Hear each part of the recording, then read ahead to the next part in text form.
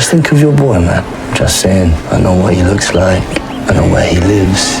Be kind of easy for him to have a little accident. With only 1 day left before my release, my cellmate handed me a knife. He wanted me to use my barber job to kill the 2 most dangerous men in prison. I refused, but he told me he had not only seen a picture of my son, he also knew where he lived. If I didn't do what he asked, his people would find my son. But if I killed them, then these 13 years behind bars would mean nothing. Not long ago, the prison told me I could earn an early release if I completed a rehabilitation program and stayed out of trouble. I only have one wish. I just want to see my boy again. As I started preparing for release, D became my new cellmate. He had a violent temper, and right after entering prison, he started using drones to smuggle contraband. I warned him not to keep that stuff in our cell, but D ignored me. Then he did something that made it impossible for me to turn my back on him. He lent me his phone so I could talk to my son for the first time in years. He even asked his friends outside to buy my son a new pair of shoes. My son finally agreed to meet me after I got out. Not long after, D started taking over the business of Paul and Gaz. Those two had controlled the prison's contraband trade for years. One night, they suddenly stormed into our cell and started beating D on the floor. To avoid getting dragged into it, I told them where D hid his stuff. They took his phone too and forced me to beat him on camera, but I was only days away from freedom.